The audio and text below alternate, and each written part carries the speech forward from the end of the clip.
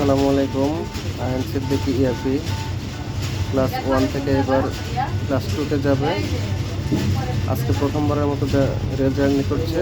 ট্রেনে করে জয়পুরহাট যাচ্ছে। নীলসাগর এক্সপ্রেসে কমলাপুর থেকে আমরা এখন টাঙ্গাইল অতিক্রম করছি।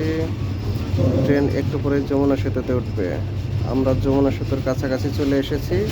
ইয়াপি যমুনা সেতু দেখার জন্য অধীর আগ্রহে দাঁড়িয়ে আছে। সিট ছেড়ে এসে গেটের কাছে দাঁড়িয়ে আছে।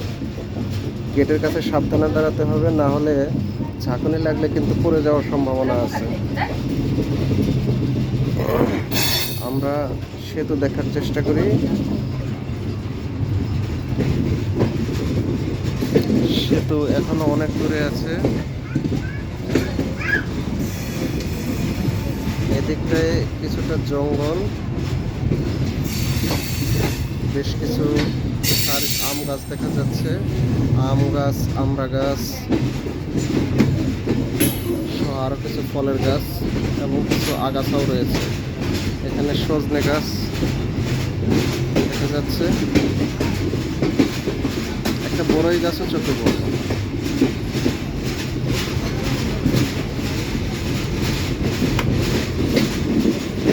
সেতু এখনো প্রায় হাফ কিলোমিটার দূরে রয়েছে।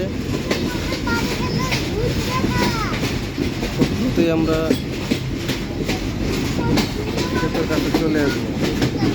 আপনি আমাকে সতর্ক করছে যেন গাছের সাথে ধাক্কা না খাই। আমি অবশ্য শক্ত করে ধরে আছি। আপনি শক্ত করে ধরেছে।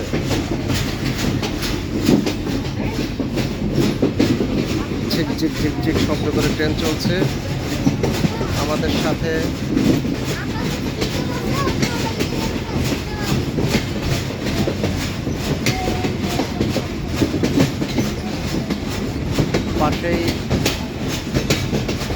পাশেই সড়ক, টোল প্লাজা অতিক্রম করছি।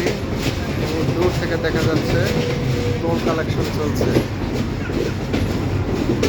টোল প্লাজা পার হয়ে এসছি।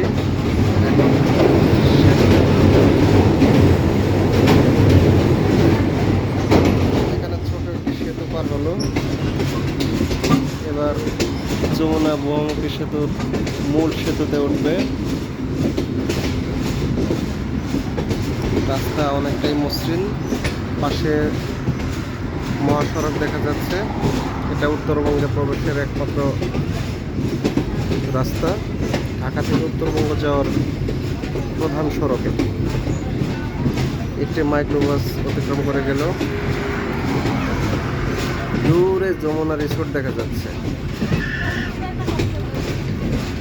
গাছপালায় ঢাকা যমুনা রিসোর্ট।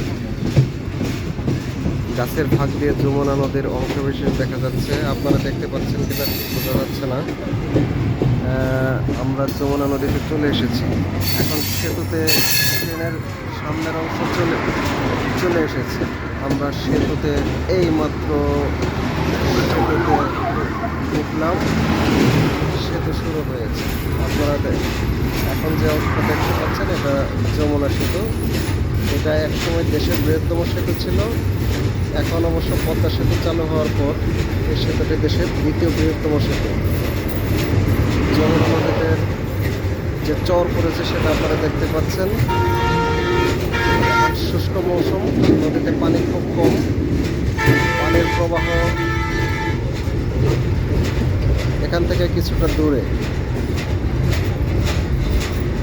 বর্ষাকালে এই অংশটা পানিতে নিমজ্জিত থাকে, তখন দেখতে আরো সুন্দর লাগে। ইয়াপি খুব মজা পাচ্ছে। আমরা এইভাবে সেতু পার হয়ে যাব। আপনারা দেখতে পাচ্ছেন একটি মাছের ট্রাক অতিক্রম করে গেল। যাত্রীবাহী বাসও সেতুর উপর দিয়ে চলাচল করছে। ইয়াপিকে আরো সাবধান হতে হবে। সামনে এটা শক্ত করে ধরে দাঁড়াতে হবে, তা না হলে পড়ে যাওয়ার সম্ভাবনা আছে।